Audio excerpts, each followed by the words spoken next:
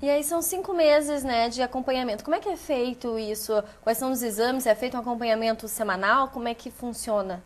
É feito acompanhamento mensal. Mensal. Por exemplo, em Taquara, a gente tem uma escala de alunos, né? Eu tenho, além do Diego, eu tenho mais 6 ou 7 alunos, né, Diego? No grupo. Então, a gente tem uma escala de alunos para ir a Taquara e acompanhar um paciente uma vez por mês. Né? E daí, a cada visita, os alunos preenchem questionários sobre alimentação, padrão de atividades físicas, consumo de álcool, tabagismo, tudo que interessa, né? E eles fazem também a coleta de sangue, auxiliado lá pelo pessoal do posto de saúde. E essa coleta de sangue é trazida para o laboratório de biomedicina da Fevale. E aí, na Fevale, a gente faz a separação e, na verdade, essas amostras de sangue que a gente coleta, elas são enviadas para vários laboratórios diferentes da Fevale, não só o de biomedicina. Porque esse projeto ele é um projeto interdisciplinar que tem participação da biomedicina, mas também tem participação da farmácia, do pessoal da toxicologia, do pessoal da biologia molecular, né? Então, a gente tem uma série de laboratórios que a gente envia. E, bom, basicamente o que a gente quer saber dessas amostras é como é que está indo a manutenção da taxa de açúcar desse paciente ao longo desses 5 meses, né? A gente também tem partes inovadoras do nosso projeto que estão, por exemplo, dosando o quanto esse paciente tem do medicamento no plasma. Porque não necessariamente isso vai ser a mesma quantidade que ele tomou. Né? Tem alguns pacientes que ingerem aquele medicamento, mas que como eles não metabolizam bem, eles ficam com uma taxa muito pequena no plasma.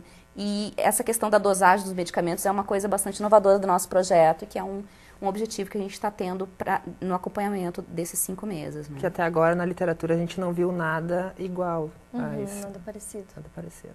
Legal. Bom, o projeto ele ainda está bastante no início. O que vocês conseguem observar, se é que já dá para observar alguma coisa de momento, assim, lógico, bem preliminar, né? Porque ele ainda tem... Início não, começou em 2007, mas ainda está nessa fase de buscar, ainda está a campo ainda, né? Ali em Eu acho que tem 2 coisas, assim, que eu me lembro agora que são bem interessantes que a gente conseguiu perceber até o momento.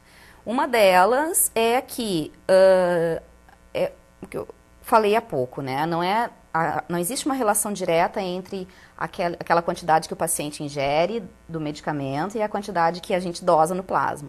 Então, a gente está enxergando uma variação bem grande, né? Cada pessoa está metabolizando esse medicamento de uma maneira diferente e isso a gente ainda não consegue responder por quê. Porque provavelmente entra na parte de variação genética dessas pessoas que a gente vai investigar. Estamos começando agora, o Diego vai fazer o trabalho de conclusão dele em genética. Então, nossa esperança é responder com a questão da variação genética. Né? E uma outra questão que eu não comentei antes, mas é com relação à parte de estresse oxidativo que a gente está trabalhando também nesses pacientes. O estresse oxidativo, assim, a grosso modo, a gente consegue dosar em laboratório o quanto está tendo de radicais livres nas células desses pacientes. E a gente sabe que excesso de radicais livres vai provocar danos nas células e a longo prazo pode provocar o câncer. E provavelmente esse é um dos motivos pelos quais pacientes que têm diabetes por muitos anos e que não são tratados, eles têm maior suscetibilidade a ter câncer. Né? E o que a gente viu é uma relação bem forte entre a taxa de açúcar no sangue e a taxa de estresse oxidativo. Quanto maior for a glicemia, maior a taxa de estresse oxidativo. Né? E agora o que a gente quer ver é se o uso desse segundo medicamento retira ou diminui essa taxa de estresse oxidativo, né? Porque daí vai ser uma proteção, né, para esses pacientes. Com certeza. Bom, até o nome do projeto, deixa eu falar inteiro aqui que a gente não falou antes, interação entre higiene e ambiente no tratamento de diabetes mellitus, do tipo 2. Determinação do papel do componente genético, que vocês estavam falando há poucos, indicadores de qualidade ambiental na variação da resposta a agentes hipoglicemiantes orais. Bom, em relação aos indicadores de qualidade ambiental, o que está sendo analisado nesse sentido? A questão do ambiente nesse projeto, ela é vista como, de uma maneira, um conceito mais amplo, né, de ambiente, assim, porque a gente às vezes tende a pensar que o ambiente é só aquela questão da poluição do ar, da poluição da terra, poluição da água, né, mas claro que né, isso é inegável, mas isso é um conceito bastante específico e fechado de ambiente. Na verdade, quando a gente trabalha na área da saúde, a gente está acostumado a trabalhar o ambiente como uma coisa muito mais ampla e como sendo tudo que está à nossa volta, né? Tudo que é externo ao nosso organismo. né? Então, os fatores do ambiente que esse projeto pretende avaliar são, por exemplo, a influência do consumo de álcool sobre a taxa de açúcar no sangue, né? A influência do tabagismo, que também é um fator externo, da atividade física e assim por diante. Então, a gente está denominando esses fatores como fatores ambientais em conjunto, né?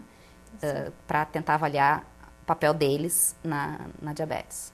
Ok, muito obrigada pela participação de vocês. Não sei se gostariam de colocar mais alguma coisa a respeito do projeto. Obrigada. Então tá, perfeito, muito obrigada. Então, essa aí é a professora Fabiana de Andrade, que conversou conosco também, e o aluno de Biomedicina, Diego Luiz Rovares, que estiveram aqui falando conosco, então, a respeito desse projeto Interação entre Higiene e Ambiente no Tratamento do Diabetes mellitus do tipo 2. Muito obrigada pela participação de você que está nos assistindo em casa. Próxima edição do Em Dia com a Ciência, na semana que vem. Até mais!